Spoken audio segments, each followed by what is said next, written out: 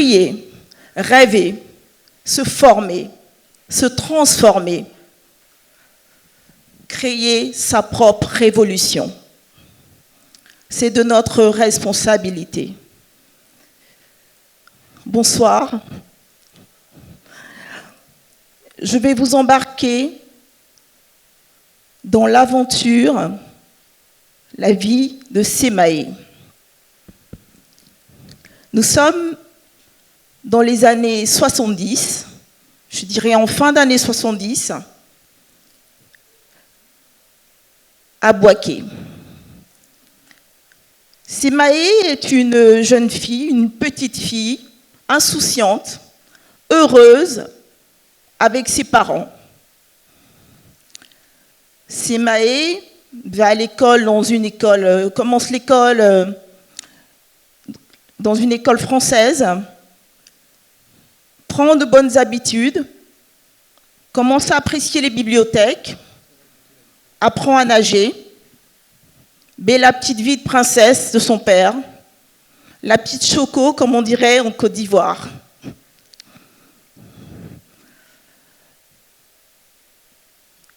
Malheureusement, il y a un basculement dans sa vie, le divorce de ses parents, un chamboulement total. Déménagement dans une autre ville. Je vais vous faire voyager, on va passer de Bouaké à Daloa. Et c'est le début de cauchemar de la petite Sémaé. Son père se remarie et elle apprend à vivre dans l'adversité avec une marâtre acariâtre. Une marâtre qui lui prédit une vie de rue, une marâtre qui lui fait vivre l'enfer. Sémaé, c'est moi. J'étais une élève brillante. J'ai pu avoir une bourse d'études pour entrer en classe de 6e. Mais malheureusement, les conditions de cette nouvelle vie ne m'ont pas permis de continuer sur cette lancée. Je n'avais pas le droit de me nourrir à la maison. Je marchais 8 km pour me rendre à l'école. C'était de l'Aubia, du quartier l'Aubia, au lycée 1. Alors j'ai appris à me débrouiller entre 10 ans et 14 ans. Vous savez, ça forge déjà un caractère. Je pourrais parler déjà de prémices de stoïcisme, d'apprentissage de stoïcisme. Alors, je suis en échec scolaire, en classe de 5e, et cet échec fut salutaire parce que ma mère a dû me récupérer pour vivre avec elle, malgré elle, ses conditions précaires. Alors, c'est une nouvelle vie qui démarre, une autre vie qui démarre avec ma mère à Abidjan. J'apprends à vivre dans des quartiers insalubres. Nous étions à Atekoubé, il n'y avait pas d'eau. Et elle a réussi à évoluer en changeant de quartier pour passer d'Atekoubé aux 220 logements à Adjamé. C'était une grande évolution pour nous. Nous avions un minimum de l'eau et de l'électricité. Un minimum de commodité. Démarre pour moi une vie de nomade scolaire. Parce que ma mère tenait compte des opportunités qu'elle pouvait trouver pour me scolariser ici et là. Je commence par à Beauville, chez les bonnes sœurs, pour certainement transformer mon état d'esprit. Ensuite à Yamoussoukro, chez un tuteur. Et par la suite, je rentre à Abidjan, où j'ai pu avoir mon bac et continuer une partie de mes études. Alors, mon mindset s'est construit ainsi. Mon mindset s'est construit dans cette vie de vulnérabilité, mais avec une chance extraordinaire, c'était celle d'avoir une mère aimante, une mère qui savait rester digne malgré ses difficultés. Je vais prendre pour exemple quand elle se cachait parce qu'elle n'arrivait pas du tout à payer son loyer de 30 000 francs CFA, je parle de 45 €. Elle se cachait de la propriétaire parce qu'elle n'arrivait pas à honorer ses engagements. Ou cette mère qui a dû vendre quelques bijoux, quelques babioles, je dirais, pour sortir des frais d'hospitalisation, pour moins de 20 000 francs CFA. Et bien, c'est avec cette mère aimante que j'ai pu traverser ces moments d'adolescence, parce que je n'ai pas eu de préadolescence, je n'ai pas eu d'enfance. C'est avec cette mère que j'ai eu cette grâce de pouvoir m'envoler. Et je suis passée d'Adjamé au 16e arrondissement de Paris, sans transition. Sans transition.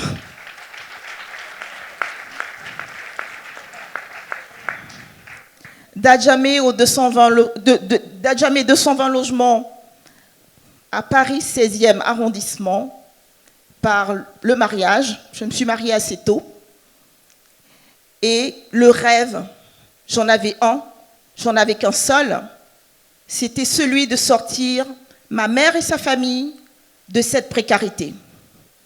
C'était celui de devenir le pilier d'une famille. Ça s'est imposé à moi, de fait. Avant de partir à Paris, j'avais une vie dans les livres. J'avais une superbe vie dans les livres. Je savais colorer mon esprit avec les livres. C'est ce qui m'a toujours porté, c'est ce qui m'a toujours accompagné. Donc quand je dis que je suis passée d'Adjamé au 16e, c'était une transition réelle, mais qui n'était pas dans mon esprit, parce que je savais déjà voyager dans la tête. J'ai monté ma première entreprise en 1998, une entreprise familiale pour soutenir véritablement la famille qui était restée en Côte d'Ivoire. Je commence dans l'agriculture, l'aviculture et le transport. Mais j'ai besoin de rentrer pour veiller à la marche des entreprises que j'avais montées. Je rentre en Côte d'Ivoire et j'ai l'opportunité de faire des expériences en banque et dans le café cacao. Mais le virus entrepreneurial a pris le dessus. Quand j'ai eu l'opportunité avec les éléphants de Côte d'Ivoire, qui allait pour la première fois participer à la Coupe du Monde. À ce moment-là, j'ai franchi le pas pour m'impliquer davantage dans mes affaires et j'ai dû monter une autre entreprise. Parler de rêve. On peut parler de rêve, mais comment parler de rêve sans action ? Je vais vous parler de 2014, qui pour moi est une année de sérendipité. Vous savez, la sérendipité, c'est de trouver ce qu'on ne cherche pas. Et pour l'illustrer, en 2014, je rentre au Conseil économique, social, environnemental et culturel, et je suis la première surprise, parce que je la prends par voie de presse. Je suis la première surprise. Et sur cette image, j'ai l'opportunité et l'audace, je dirais, de traverser le protocole pour rencontrer pour la première fois le président de la République de Côte d'Ivoire et le remercier de m'avoir nommé dans cette institution. Je le rencontrais pour la première fois. J'ai fini par savoir qui était cet ange qui m'avait proposé au CESEC, le président Marcel Zadikessi, mais Cette sérendipité qu'on peut appeler la grâce, qu'on peut appeler du hasard, s'est inscrite tout le long de mon parcours. Trouver ce que je ne cherche pas. Et quand on trouve, on se rend compte que dans l'action, on arrive à aller plus loin. Retenez la notion de sérendipité parce que tout le long de mon récit, c'est quelque chose qui va revenir. Alors, mon activité première, qui s'est inscrite dans le monde du sport, et qui continue d'ailleurs 17 ans après, au fil du temps, nous sommes passés d'activités sportives aux activités économiques. On a dû s'intéresser, pour développer notre entreprise, La Palette, on a dû s'intéresser aux activités économiques. Alors, il nous vient l'idée, on apprend encore par voie de presse un voyage d'État du président de la République à Marrakech. Je ne sais pas s'il est dans la salle, Stéphanie Ollier, mais avec cet ami-là, on décide de s'inviter à cette visite d'État. On, secteur privé, j'entends. Ce secteur privé fait partie des voyages, des missions d'État du président de la République. Mais comment faire? On n'est pas invité. À 48 heures du voyage du président, je décide d'affréter un avion sans avoir de moyens.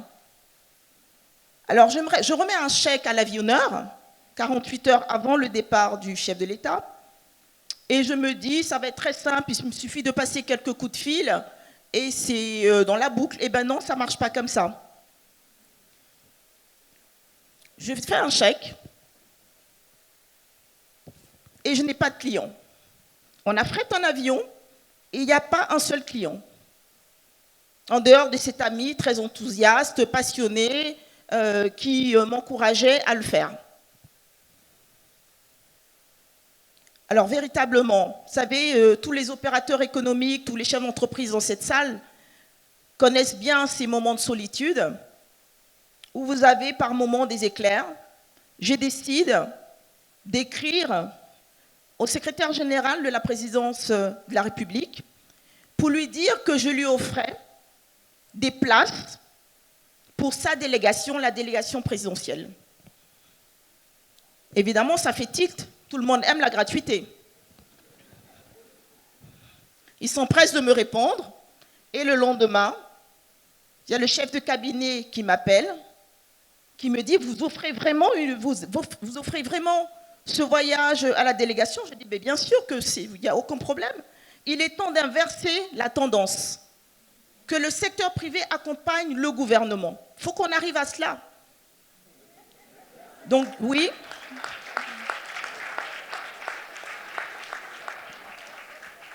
Donc, oui, nous avons affrété un avion. Nous sommes un certain nombre d'opérateurs économiques. On souhaite participer au voyage et en même temps, vous accompagner. Parce que c'est nous qui payons les impôts. On est supposé vous soutenir, n'est-ce pas? Ils s'empressent de me remettre une liste. Je puis vous assurer que c'est cette liste qui m'a permis de remplir le vol. Parce que dès que je suis sortie de ce rendez-vous, j'ai lancé un message dans tout le réseau en leur disant « Vous avez toute la délégation présidentielle sur mon vol. » Je puis vous assurer que j'avais plus de place. Ils sont tous venus.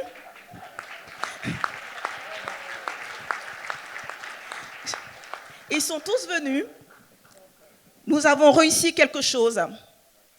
Alors, on va parler des 4 C en termes d'action à mener pour parler de révolution. Les 4 C, je vais avoir besoin de vous. Je vais avoir besoin de vous pour parler des 4 C. Le C de la capacité. Nous avons une capacité énorme, notre capacité de nous former, notre capacité de nous construire. Vous allez répéter avec moi, capacité. Le deuxième C, c'est notre crédibilité. Il est important d'inspirer confiance et de faire confiance. Vous allez répéter avec moi, crédibilité. Et le troisième C. C'est quoi le troisième C? Ah, formidable. Comment vous savez ça? Ah oui. La connexion, je suis connectée à vous ce soir. Parce que la connexion se doit d'être positive. Tous autant que nous sommes dans cette salle, on doit être dans une connexion positive et constructive. Donc je vous exhorte à vous connecter. Et le quatrième C, c'est le capital. Ce capital spirituel dont on a besoin. Ce capital humain qui nous permet de nous établir des lignes et de pouvoir avancer. Ce capital financier qui n'est qu'une finalité parce qu'il nous faut les 3 premiers C pour naturellement avoir le quatrième qui est le capital financier. Ces 4 C fondent véritablement mon état d'esprit, fondent mon mindset. Je ne puis être ce soir avec vous. C'est vrai qu'on a une minute de silence pour le président Bédier, mais c'est un devoir pour moi, un devoir de gratitude. Un devoir de gratitude pour des personnes qui ont traversé ma vie et qui m'ont forgé, qui ont fait de moi ce que je suis. Je ne puis être là sans rendre hommage au président Marcel Zadikessi, au président Henri Konan Bédier, qui est un père, à mon père biologique, qui malgré tout, malgré cette marâtre acariâtre, a su à distance s'occuper de moi. Et rendre hommage, avoir une pensée émue pour un ami précieux, le Premier ministre Amadou Gon Coulibaly. Je vais partager avec vous ce rêve qui est généreux et qui est gratuit. Le rêve est généreux, le rêve est gratuit. On va simplement demander à Dieu qui nous offre le rêve de nous mettre à l'idée de passer à l'action. Tout se joue dans l'action. Tout se joue dans les pas que nous menons pas après pas. Tout se joue dans les marches avec enseignement, avec formation, avec intelligence, à pouvoir saisir les opportunités et créer notre révolution. J'avais une musique qui devrait passer maintenant pour la fin. Il pile parafoutou, il donne l'eau, il donne banane, mais pile parafoutou, il donne boire, manioc, mais pile parafoutou. Chacun doit faire son goût, chacun doit faire son goût, chacun doit faire son goût, chacun doit faire son goût, chacun doit piler son foutou. Alors chacun doit piler son foutou, passons à l'action. On rêve parce que nous en avons les capacités. On rêve parce que nous sommes crédibles. On peut rêver parce que le capital, naturellement, nous accompagnera. Mais le plus important véritablement ici, ce sont les connexions. Je suis Semaé. Mon rêve à moi, c'est d'être la meilleure version de moi-même. Je suis Semaé. Mon rêve à moi, c'est d'impacter mes actions au quotidien. Et j'insiste sur le mot impact, impacter ma communauté, impacter ma famille, bien entendu, qui était le rêve de base. Et mon secret, le secret de Semaé, c'est la foi, la détermination et la zénitude. Je vous remercie.